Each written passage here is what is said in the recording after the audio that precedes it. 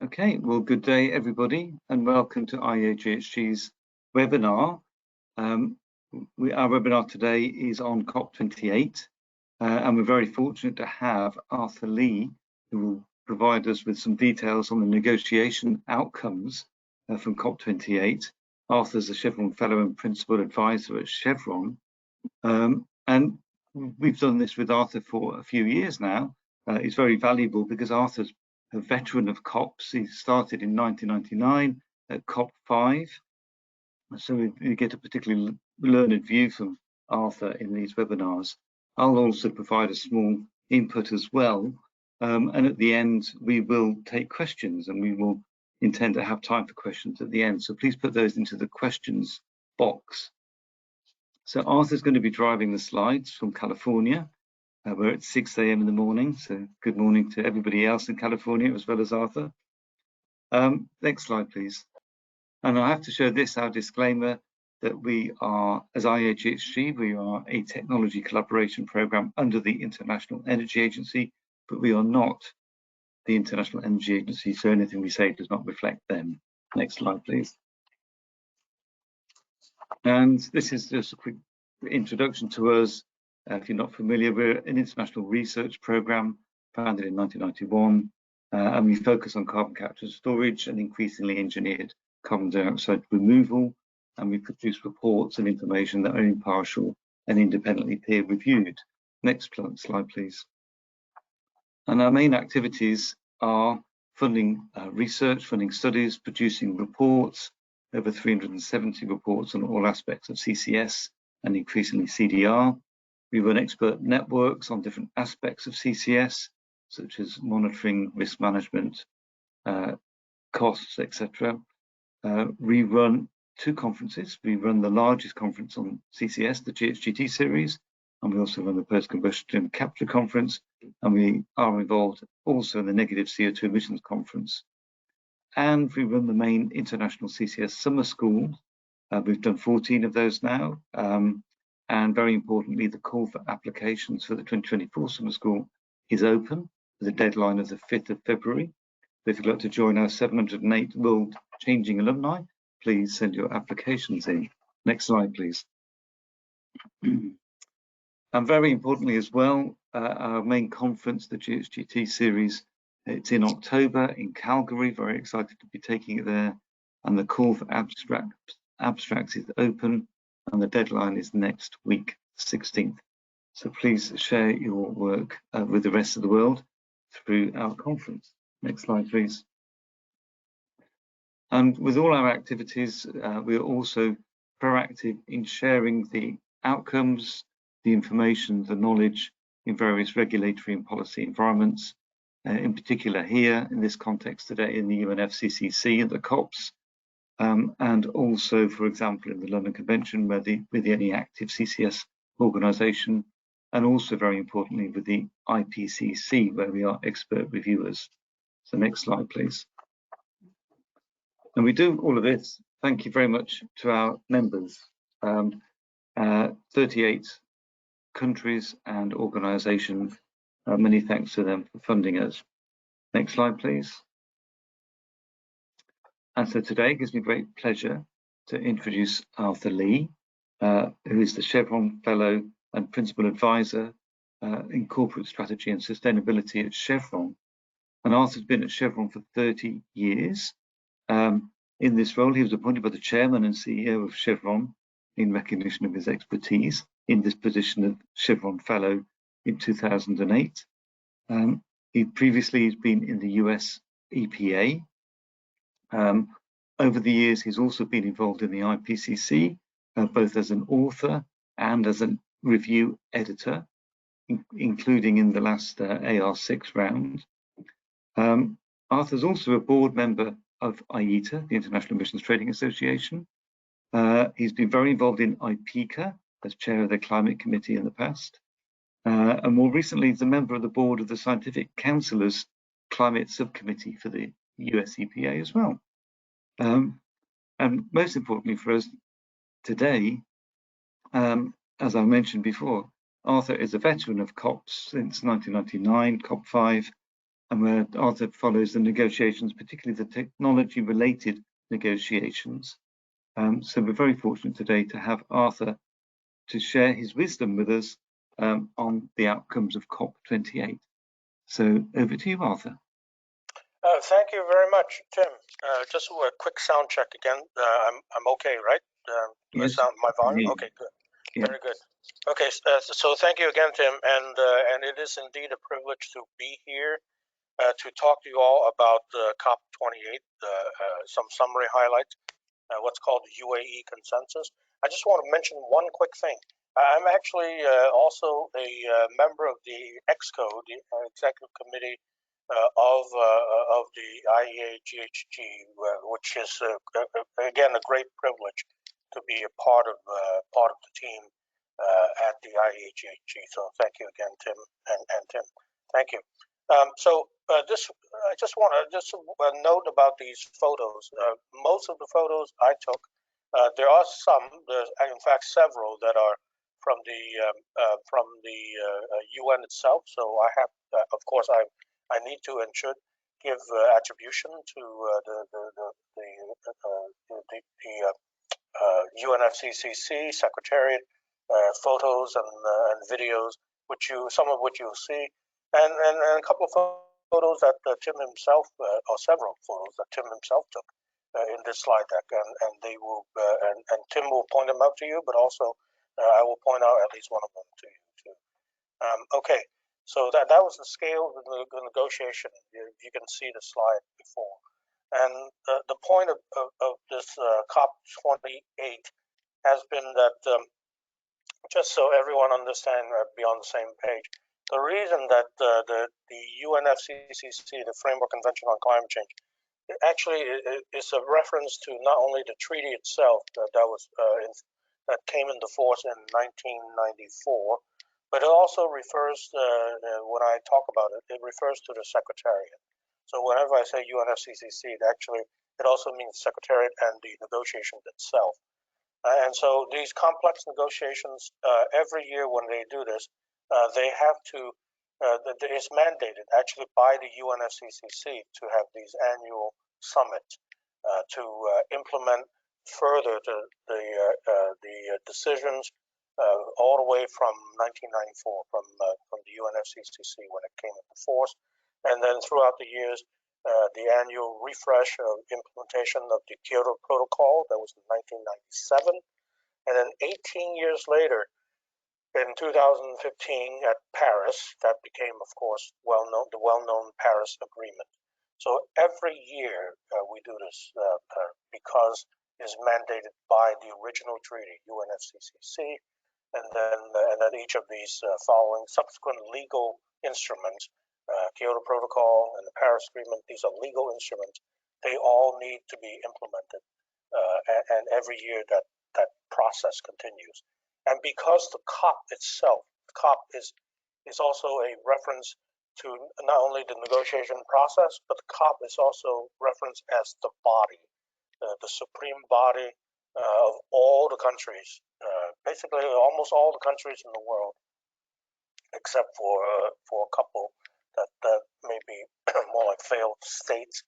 But almost all the countries in the world are in the room to actually negotiate the implementation of this treaty every year.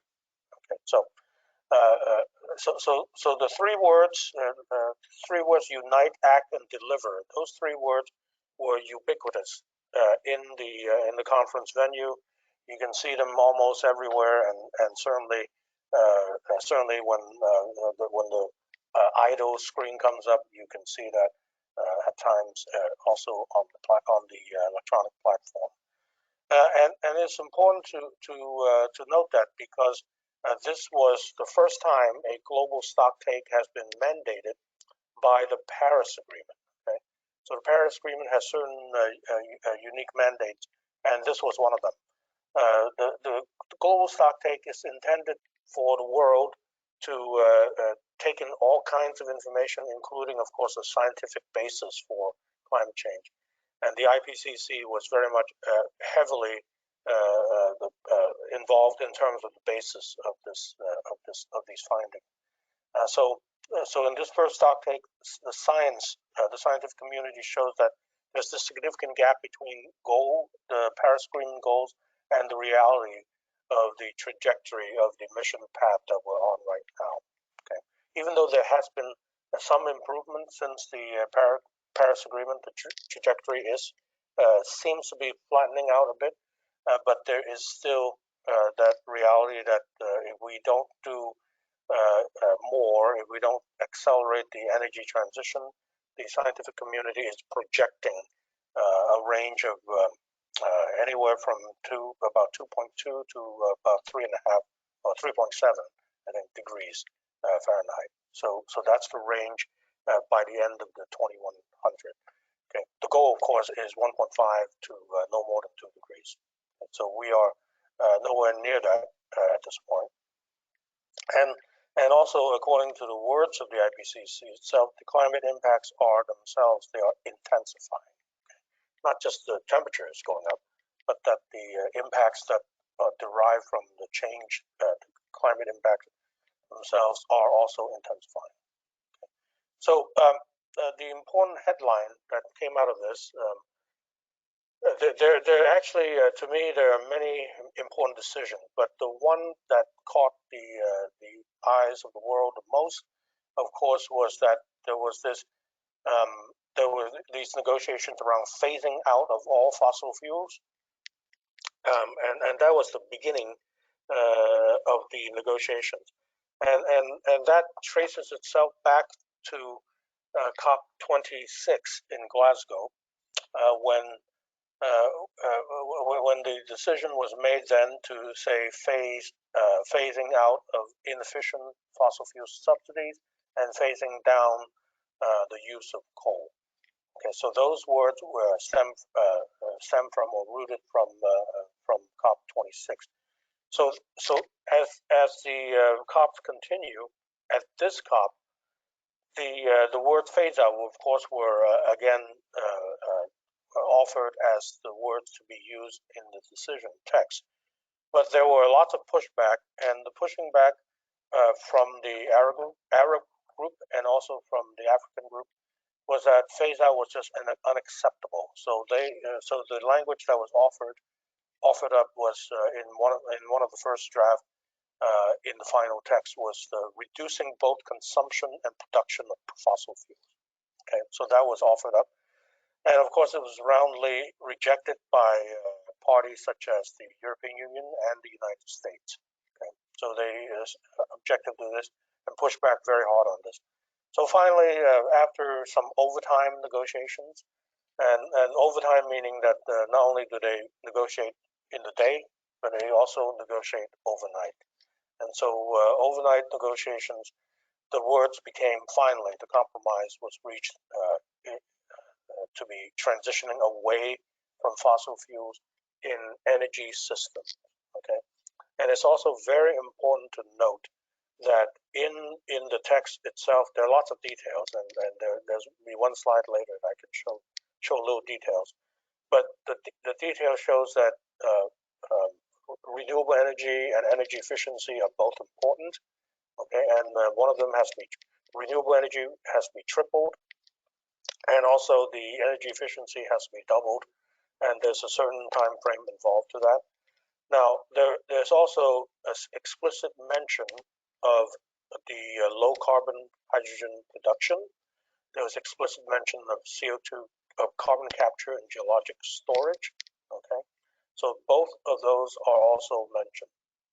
And so it's important to note that for many of us, that kind of compromise is very important, to have CCS and hydrogen be included in the text.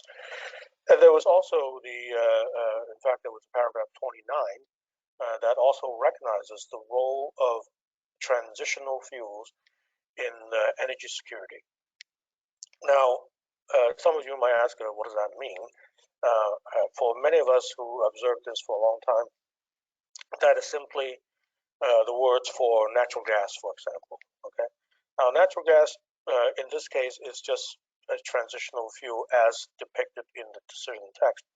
But if you also read this with CCS and low-cost hydrogen, it actually means far more than just the use of natural gas. It could be natural gas coupled with CCS and also in the production of hydrogen as well.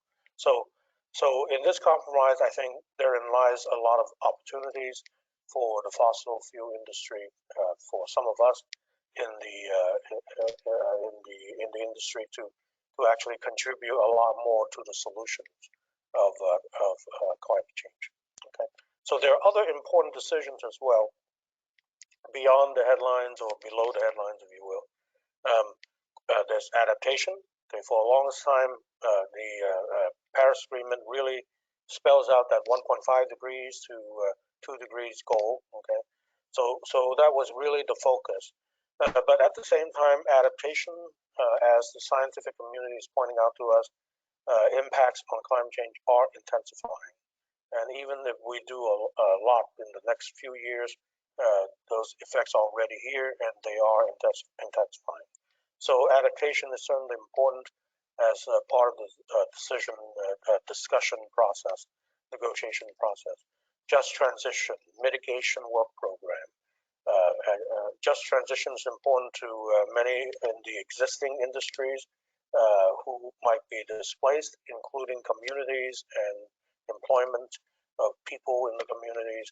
So mitigation work program includes what to do to enhance that reduction of emission. How can we do more to reduce emissions? And of course, finance. Climate finance is going to be the most important aspect of the negotiation going forward. Okay, and I'll talk more a little bit about that in the next slide. Technology mechanism, something I follow very closely each year. Technology, even though it's fairly straightforward as a technologist, oftentimes technology has been used in past negotiation as sort of a link and a hostage, if you will, to other issues, so that if this doesn't get moved, then that won't get moved forward either. So there's a lot of that negotiating dynamics every year, and technology is often held up because of that. And Article 6 for many of us in industry and in business community is about cooperative approaches based on market mechanisms. So Article 6 is also very important to us. Now there was some partial failure to this between countries in their cooperative approaches, but there's still a strong momentum going ahead. Okay. So on the next slide, I'll just be very brief. Dr. Sultan Al-Jaber is on the right, gentleman on the right, and the gentleman on the left was Mr. Shukri, the foreign minister of Egypt. So he was handing over the gavel to the COP28 president from 27 to 28. And Dr. Al-Jaber, even though he suffered a lot of criticisms during the year because many groups out there, including the many environmental groups, have criticized the fact that he was the head of the national oil company ADNOC, National Oil Company of Abu Dhabi. So why would he be appointed to be a president of COP?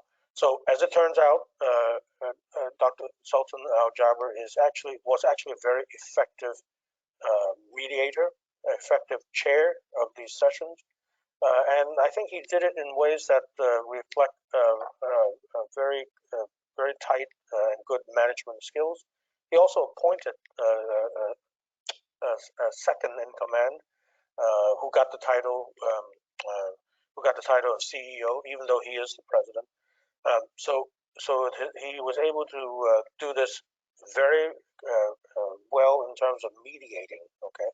And a lot of people don't quite know this or understand or choose not to understand it. That as president, the host of the country that's hosting it, not only provides the physical space, facilities, and all that the UN itself would use and co-facilitate, but the presidency itself is a force for mediation, and that's what they're supposed to do. Okay, they're not there to negotiate.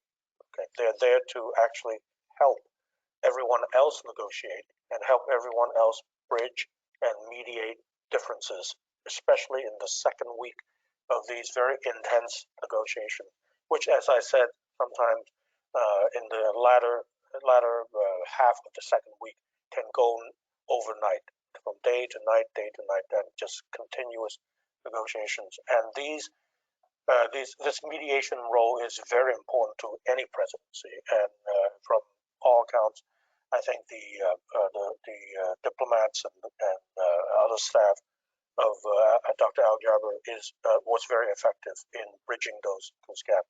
And in fact, he actually called it the Majlis process. The Majlis is a Arabic word for this council.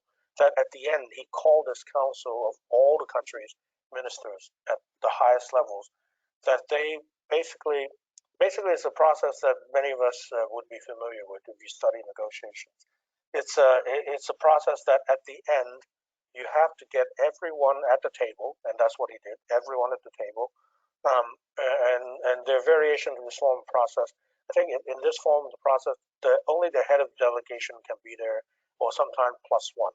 Okay, head of delegation plus one. So in this case, for the United States, I'm familiar. John Kerry would be the head of delegation. Okay, he's the special envoy from the U.S. State Department. And so he would be there, and whether there was a plus one or not, I'm not too sure. But everyone who's there has to show their rock bottom line, and from that they're able to fashion a negotiated outcome for all the decisions that had disagreement and divergences between countries. Okay, so the Majlis process, even though it's an Arabic word, it's a process, or very similar processes have been used in the past, but this was done very effectively, and they were able to do this with 24 hours. In previous COPs, they've gone overnight, 3 nights, 2 nights, 3 nights to 70 hours, 72 hours. So this was actually done early enough that people could go home after just being 24 hours late. Okay, so he did something very important in that something that I have never seen before, and I've been watching these COPs, as Tim said, since COP5.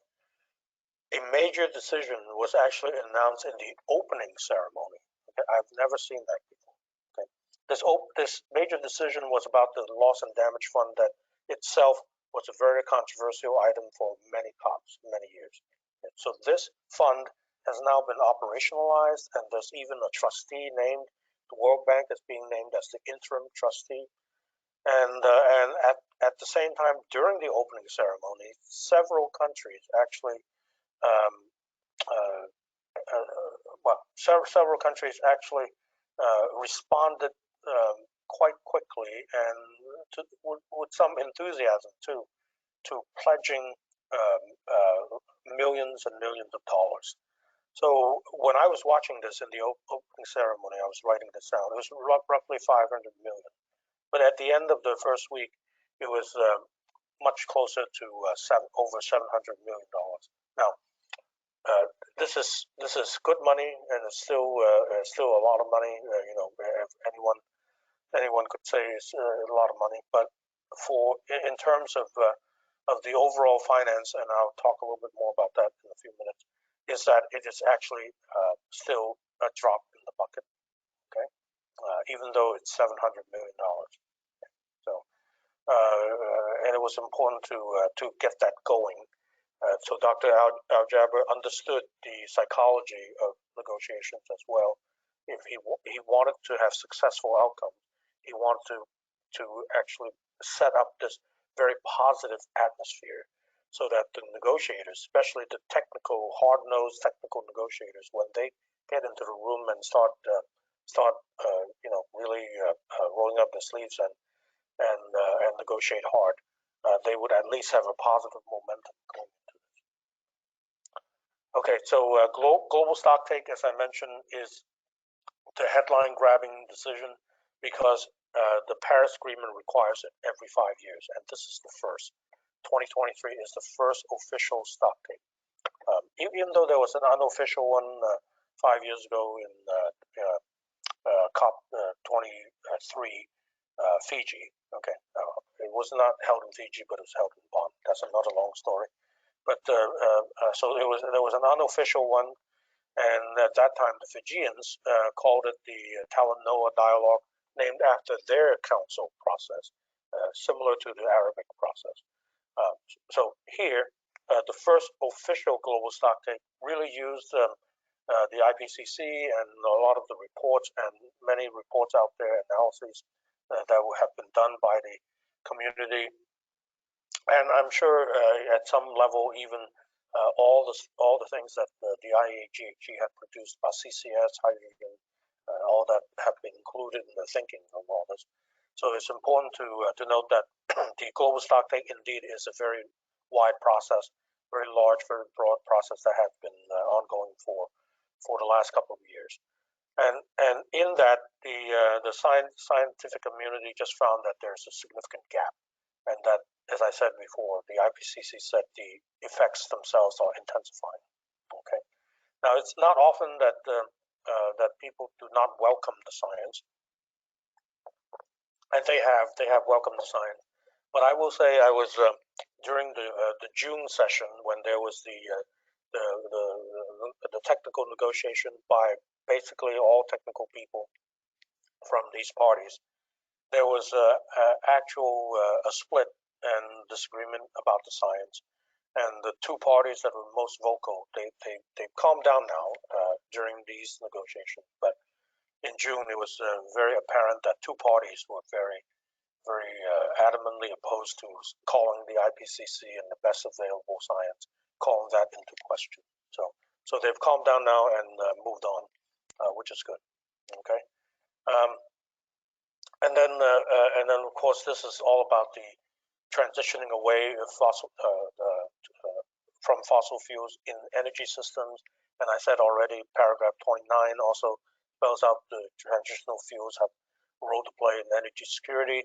And also I pointed out the tripling of renewable energy and doubling of energy efficiency.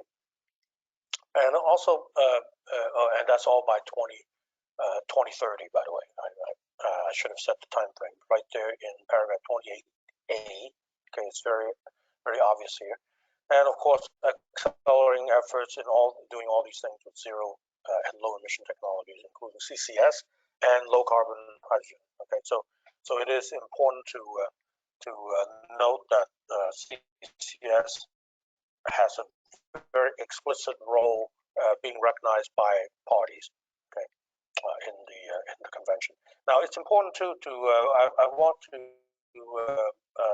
everyone to understand this too, that these negotiations, COP26, 27, 28,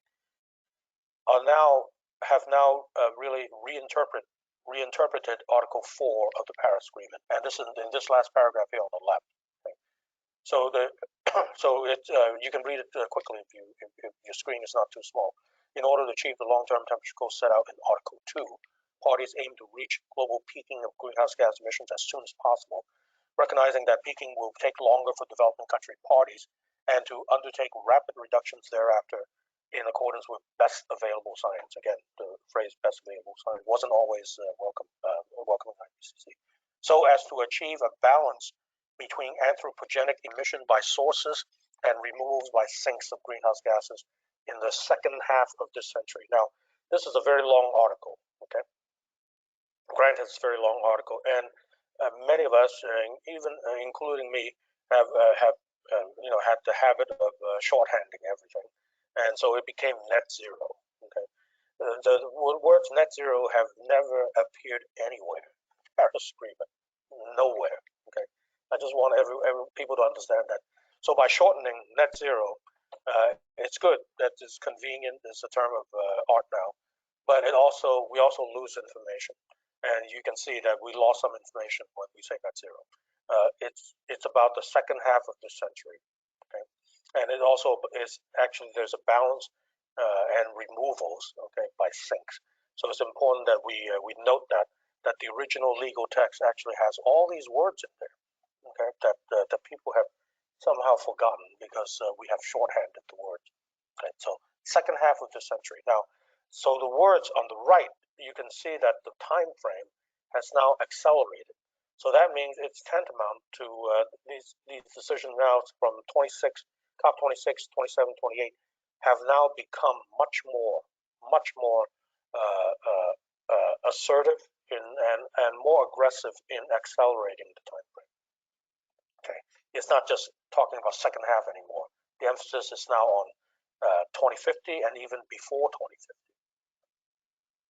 Okay, there's there's also a lot of discussion, a lot of negotiation during the year, and finally in the 2 weeks about global adaptation to climate impacts. And Dr. Al-Jaber decided to name these decisions the UAE framework for global climate resilience. Okay, it's a framework which is important because for the whole year and even before that, parties could not agree what adaptation actually means, even though the science seems to be clear. The parties themselves did not really have an idea of what that is. So finally, they agreed after a whole year of negotiations of including these elements that there could be targets formed about water scarcity, food and ag production, climate change related impacts, health impacts, impact on ecosystem, biodiversity, etc. Okay, so even about cultural heritage, it's very important to the community, scientific community as well. So all of this is now as part of the framework. Having a framework means that they can now continue to negotiate. Okay, so that's actually very important, and they will continue working on these in 2024. There's also an entire work program. Again, Dr. Al-Jaber named it after his country, UAE Just Transition Work Program. Okay, and for the longest time, Just Transition also did not have agreement on what it means, what the elements should be, what kind of framework it is. So in a sense, by calling it a work program, actually there is still not quite agreed yet. A lot of countries still have their own ideas of what Just Transition means. So whenever you hear the word work program in the UN context, especially in the climate change context that I'm familiar with, work program actually means countries do not agree. Okay, I'll let that sink in for a moment. So every time you hear work program, it means the countries did not agree, but they agreed to disagree, and they kicked the can down the road. But they will continue working on these through a work program. Okay, so there are these elements in the work program that they need to work through. Just transition pathways, just what are they, and what is equitable? Okay, and also what factors to include in these just transition pathways: socioeconomic, workforce, okay, other dimensions, okay, and also other nationally defined development priorities. And for the first time, I've seen these words, social protection, okay? And I'm going to wonder out loud here what that will mean in the future. But they are included, okay? And so that's good. I think in terms of negotiation, that's good. At least now they're putting words out there on the table and on paper so that they can start defining what it means. Social protection could mean a lot, of course. And it could also mean unemployment and transitioning workers from one skill set to another, and all of that, rebuilding of capacity and people training and all that could be part of it, or it could simply mean a lot of things that you do for the community that is no longer that's no longer that has the resource but is no longer being extracted. Okay, so no longer being produced. So what happens to those communities? Are they abandoned? Will there be protection for them to transition, to move, to do other things? Okay, so there are issues like that, especially when in the UN context. It's also very important to think about poverty eradication, because that is one of the goals that have been around for a long time in terms of sustainable development. Okay, so there are lots of workshops that will be scheduled, and this work program will not end until at least CMA-8, which is the 8th meeting of the Paris Agreement. And by being the 8th meeting of the Paris Agreement, it's actually equivalent to COP31, We don't exactly know where that will be yet, but COP31 will be when the countries get back together and review what they have done in this Just Transition Work Program. Mitigation Work Program is simply, and this is a little bit of an older issue, is to try to find the action and also define the actions that will enhance that ambition to reduce emissions. And so it's been already scheduled out what this work program will do and when they will do it, all the way to November 2026. Okay. Finance. Now this will be the big issue at COP29 Baku. Okay. The new collective quantified goal, NCQG. People have been already making an acronym out of this. NCQG issue is all about money. Okay, and because in the Paris Agreement, countries have agreed that they will contribute $100 billion per year from the years 2020 to 2025, okay, to other countries that need it, that need the technology and the financial assistance. So there's been talk at least of $300 billion at minimum for the new goal to be put in place beginning the year 2026. Okay, so these negotiations have to conclude soon, but and certainly have to start in 2026. The new goal could be $300 billion, or as some analysts put it, it could be as much as $3.5 trillion per year starting 2026. So this I can safely predict now, and I don't try to make predictions, but I can safely predict will be one of the most fraught issues at the next COP, at COP29. Technology mechanism usually fairly straightforward. It's really about an arm now that's been constituted under the UN Framework Convention that the Technology Executive Committee, which is one of the two components, and the Climate Technology Center and Network, that they work together, okay, to produce the kind of assessments, technology needs assessment that countries, especially developing countries, what they need. And when they call for assistance, that the assistance will be available from an expert group called the CTCN, Climate Technology Center and Network. So all that is fairly straightforward. But as with anything in the UN system, UN process is very complicated. And also when you start linking it to the financial mechanism, that's also part of the UN Framework Convention, and also the Paris Agreement too. The Paris Agreement established something called the Green Climate Fund. That's been operationalized, it has money, and also the Global Environment Facility that came from the 1990s under the UN Framework Convention. So those two funds and those two facilities for loans and also grants, those two funds have to work much more closely with the technology mechanism. Okay, you would think that why wouldn't they have negotiated this in the first place? Okay, well, as with anything in the UN, it's very complex, and there were actually no formal linkages in the text about these two mechanisms. So now they're working that through by decision, working that through. Okay, to try to link the two. And in this particular COP, that linkage has now been established. Okay, and in fact, some of it has been welcomed. Okay, so the diplomatic language for saying yes, let's do this. So that was good, and also internal coordination between the mechanisms, the technology mechanism was also decided, but with concerns and also noting that there's been insufficient transfer and deployment of technology.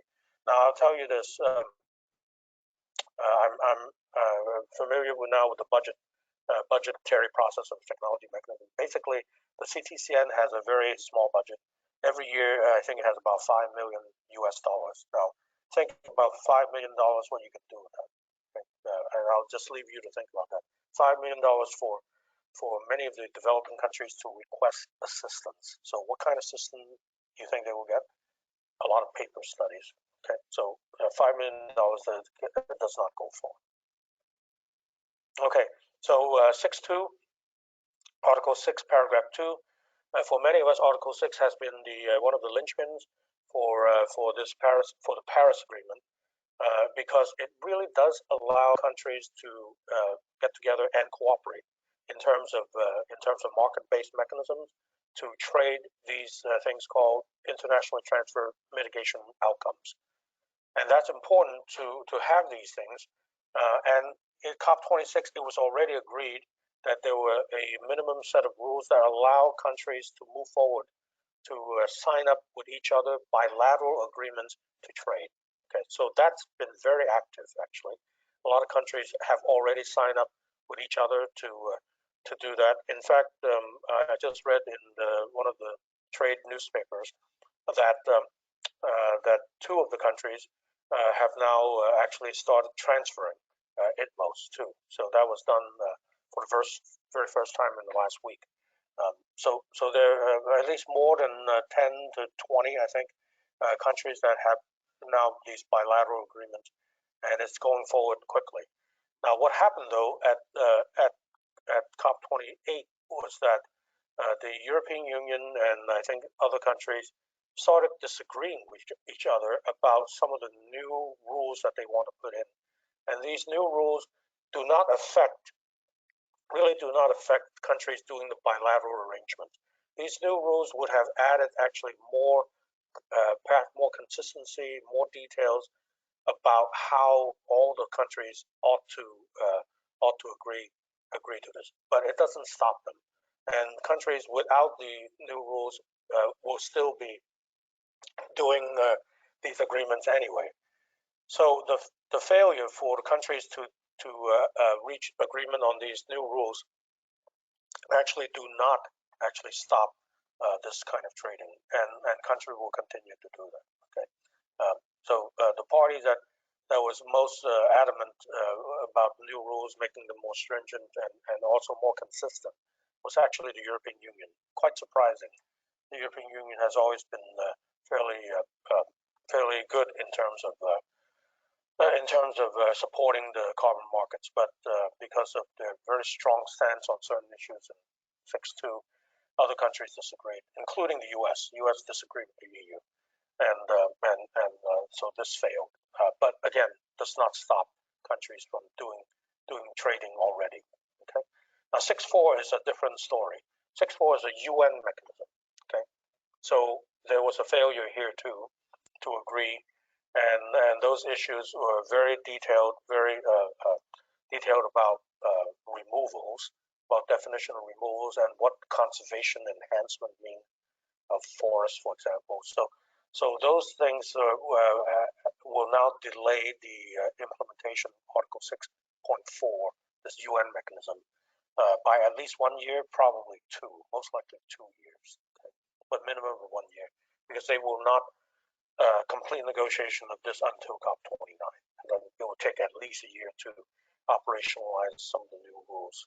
Okay, so although 6.4 still already has a new supervisory body, has a chair, has all the members, they've been operating, they've been negotiating, and Tim Dixon can tell you a lot about some of the input that IEAGHG has given to the definition of removals, for example. So all that has been happening, but this will be delayed. Okay. 6.8, this is the non-market side of Article 6, was agreed. Okay. But the agreement here is fairly thin, though.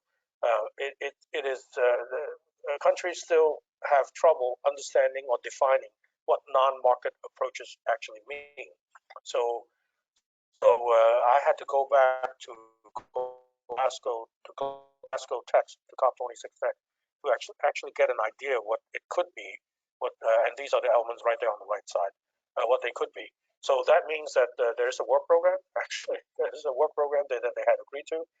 They did agree to a web-based platform already to take on board inputs and suggestions of what non-market approaches are or could be, but they'll further discuss this. Okay. Okay, so I'm going to get to my sort of a photo essay, just to give anyone who hasn't seen a COP before an idea or a sense of the scale of these negotiations. This is what one issue looks like. In fact, I think this one might have been the might have been itself the Article 6, but anyway, this indeed is the Article 6 negotiation. And then this was the global stock take negotiation. Sultan Dr. Al Jaber is there, front and center, as you can see. Okay, so this is the scale of the negotiation, and these are some of the smaller settings. Article 6, technology on the top left, for example, more Article 6.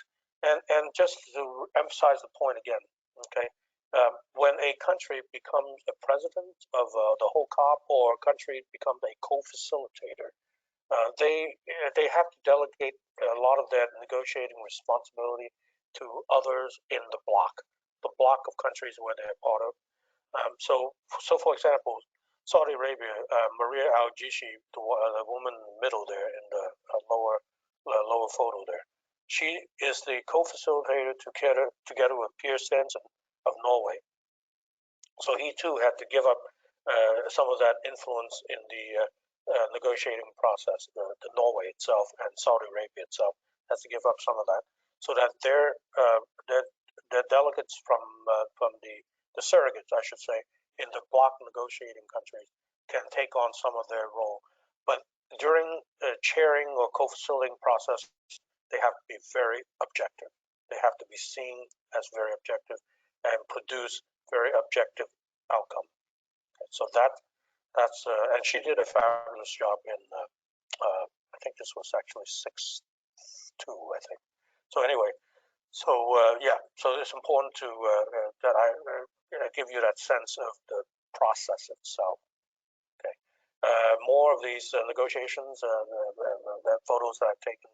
Again, the scale of it. Now these are photos from the live stream which I watched, the closing plenary, when the global stock take decision was announced as the major decision, and everyone stood up, of course, and applauded themselves, applauded each other for the successful outcome. Okay, and these are just photos that I snipped from the video stream of various countries that were of some interest to me, and some of the major countries groupings, especially like the least developed countries, LDC, or EIG, the Environmental Integrity Group. Okay, and Brazil, of course, spoke up, because Brazil will be COP30, will be the COP30 president, and all that. And Germany spoke up a lot, because Germany really opened up by being fairly generous in donating 100 million euros to the loss and damage fund. So they took that very seriously and emphasized that. Turkey, well, anyway, Turkey will be hosting the first IPCC plenary, which I will have the honor of going to, the privilege of going to, having accepted my nomination. So I'll be there January 16th to the 19th at Istanbul, and that'll be the kickoff of the 7th assessment of the IPCC process.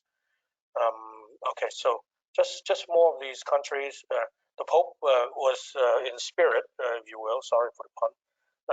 Was there. His speech was read out loud by the representative from the Holy See.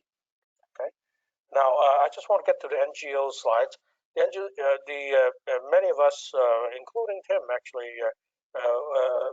also came and huddled with us in the business and industry NGO briefing every morning at 9 a.m.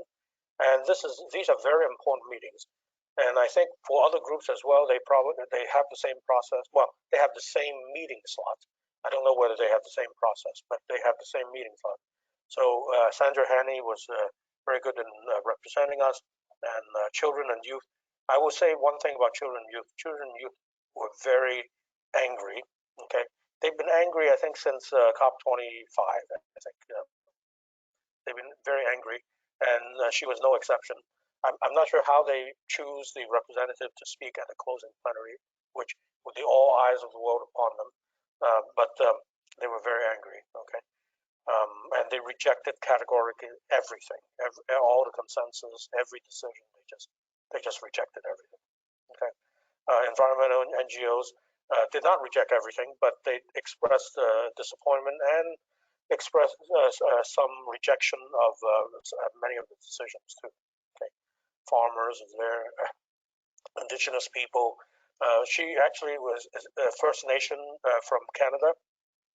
She introduced herself as being from a certain First Nation, but then she also then said something very interesting to me anyway, which I have never heard before, but now I think I'm starting to become familiar. She said that she's from the region of the world that calls itself colonially Canada. Okay, she said colonially Canada. So I'm not sure of her politics or anything like that, but certainly her context of that was very clear, that she thinks of the Canadian government as a colonizer of the First Nations, which historically is probably correct, but at the same time, it was a very interesting kind of characterization of what she said. Okay, and I just want to give you a little bit more color. There was a lot of context or subtext in the negotiations, and certainly in the venue of the wars, the two wars, the invasion of Ukraine by Russia, and also the Israel-Hamas war that's going on right now. Now, the gentleman here on the right, for representing trade union, he did say that he was, as a Jewish man, as a leader of the trade union movement, he also called for ceasefire now. Okay, so those three words were also used by many of the activist groups around the venue. Okay, Women and Gender NGO were there, very well represented as well. So anyway, this is a bingo representative. Agnes Winblad from the United States Chamber. United States Council for International Business, USCIB. She was there to my right, so I took a photo of her in one of these engagements with the chairs of the technical negotiators. And a young lady on the left, she was very effective, actually, in her representation of the youth.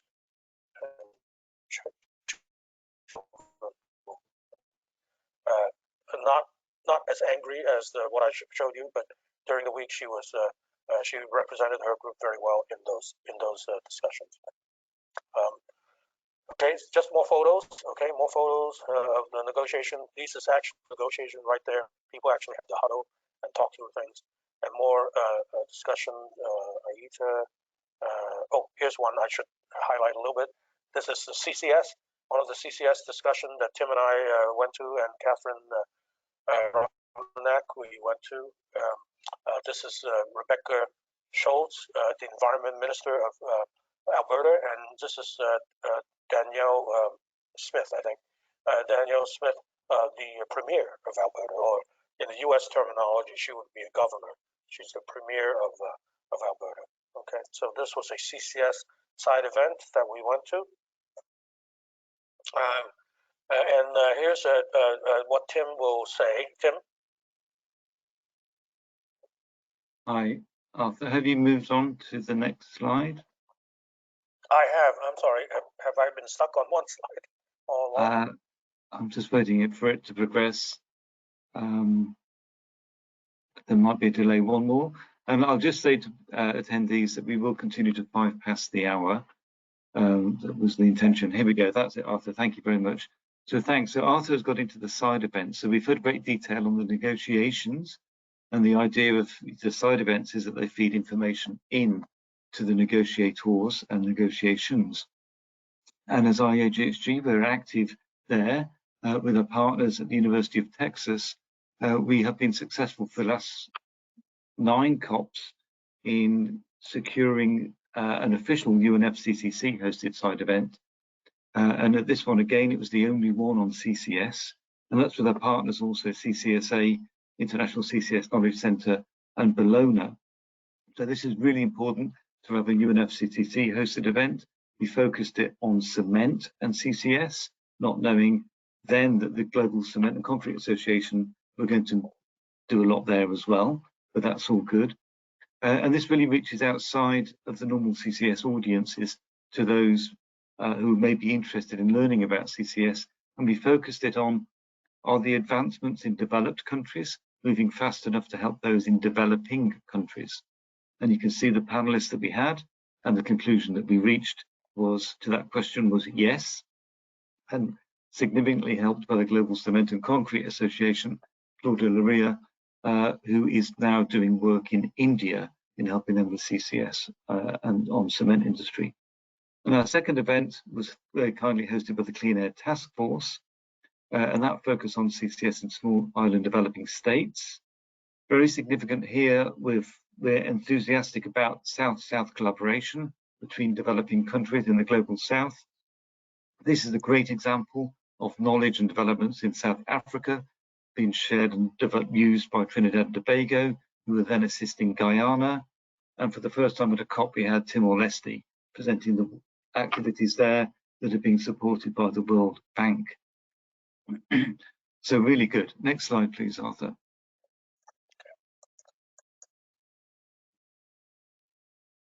And significance of this, as well as the UNFCCC agreements that Arthur has been talking about, other agreements get launched or announced, and the Carbon Management Challenge was a very relevant one to CCS and CDR. This was initiated by President Biden in April, but formally launched here. 20 countries plus the European Commission. Significantly, the lead countries include Brazil and Indonesia, so countries from the global South, in encouraging the acceleration of CCS and carbon dioxide removal to get to gigaton scale by 2030. And we were invited to support this in the launch, as along with the Global CCS Institute, CCUS, and others. Next slide, please.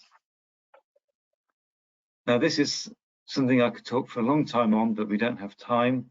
But this COP was characterized more than any before by lots of misinformation on CCS. And Arthur's nodding along here because we all saw this and we're not happy with this. I think because it was a hydrocarbon state hosting and the presidency of the COP was the CEO of the oil company, as Arthur described, there was more misinformation in advance of the COP, including even by the COP media, IISD. It was quite disappointing, by Climate Action Network, and picked up by a couple of times by the mainstream media. Here, examples from Reuters and The Guardian. And this was very easy to counter because it was mostly factually wrong and based upon circular arguments that CCS has not been built enough yet, so it's not captured much CO2, therefore it doesn't work, therefore don't build any more, was the essence. So next slide, please. So that made it very important on the roles that we did with Arthur Lee, University of Texas, CCSA, Global CCS Institute, International CCS Knowledge Center, in sharing knowledge and information on CCS at the COP. Really important. And in particular, I draw attention to, and Arthur's already mentioned this, the engagement with youth, because they're very vocal, very active, and they're very motivated. And they're being fed a lot of misinformation on CCS in particular. So not the first group, the top left photo there was the Youngos, the youth NGOs meeting of their energy working group that they invited me to. And they had one of these Majlis, as Arthur described, roundtable meeting. They were quite well informed. It was very good engagement, really positive. The photo below that is Catherine Romanak from the University of Texas going to a youth initiative on equitable phase out of fossil fuels.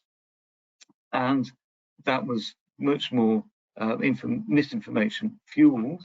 And Catherine did an excellent job there, sat at the table, sharing and countering that information, and ended up with a huddle of interested people, youth around her after it finished. And the photo in the center there, so this is my photo album, not as large as Arthur's, but the photo in the middle is the carbon management launch. That's John Kerry talking, and it was an honor to be sat at the same table as him for that launch. But I do have to say that I count the meeting on the left with the youth NGOs as possibly more important even. Both are important, but even more important. The middle photo at the bottom is actually the tallest building in the world, the Burj Khalifa. Very helpful when describing to people about CCS, because the height of it, this is a model, is 800 meters tall. That's the minimum depth we put CO2 beneath the ground. When you put it in that terms, people can understand how deep we're putting the CO2. And we had a booth, that's the middle photo at the bottom, The booth had a lot of attendance of people coming to learn about CCS. Basically, there was a big thirst for knowledge on CCS. We did our best to satiate that, but we could have done with more information there on CCS at this COP. And then the other photos there were just other events that IEAGHG we were involved in with Oman and hosting a dinner for the minister from Trinidad and Tobago. So that's my slides. And information from our activities is summarised in 3 blogs on the IEAGHG website. So back over to Arthur, thank you. Okay, we have to close out now. So this is just more meetings. I'm actually on the council or the board of directors of the International Emission Trading Association. So just some photos there. And over the years, people like Tim I've known a long time, but also some of the negotiators I've known a long time, or still the ones that are remaining that still haven't retired yet. They're U.S. The head of the technical negotiators, Trick Talley from the U.S. State Department, Kate Hancock, who was a very strong Article 6 negotiator from Australia, the technology negotiator, Erwin Rose, and Gert Bursting. It's very interesting. Gert Bursting was actually the one who had to read out his minister's announcement that Norway will contribute money to the loss and damage fund. So he was looking at both his laptop and his smartphone when he was doing that, because afterwards he told me that he was doing both because the minister was texting him from the plane. So it was very interesting that how some of these things can be done live. But he still was not able to announce the dollar amount until 2 days later. So anyway, this is my last COP. So that's what I wanted to say. And Tim, in this lower left photo that Tim Dixon took of me, is my last the meeting that I will chair, very likely chair for the last time as part of the business industry NGO daily 9 o'clock briefing. So I'm transitioning my representational role to one of my colleagues at Chevron, Julie Mulcairn. She also, on her own merit, not companies, okay, on her own merit, she also was elected as a representative on the board of directors as a Chevron director on the board. Oh, sorry, I shouldn't have said that. She is there on her own right, just as I was in that capacity in my own right as a person, not as a Chevron person. Okay, so she is now also on the IEAGHG Council, as well as will be Chevron's representative to observe these meetings going forward. There are always new people. Some of these new people came recommended to me by other industry colleagues and Chevron colleagues. So I sat down with them for a few hours and just told them a few things about my experience and how to actually observe these negotiations. So these were new people, new friends that I made. And this is what a day looks like for Tim and myself. Tim and I and Catherine Romnack, we were often, actually almost every day, we were there at the 9 o'clock briefings. And this is how an agenda looks. This is just one page of like 8 or 9 pages on the right-hand side here. This is actually what you can see on the app, on the UNFCCC app. And you pick out all the meetings that you can or need to go to. That's how you set your day, very early in the morning. And sometimes go late at night, like the photos I showed you of the Article 6 huddling, the consultation. That didn't end until actually 1 a.m. So just more photos. There were lots of demonstrations. People were well behaved, no violence, nothing, but very noisy, but still very well behaved. And you can see around the venue. This is the UAE. This is Dubai, of course. This is also the UAE, the MP quarter. Okay, so that's it.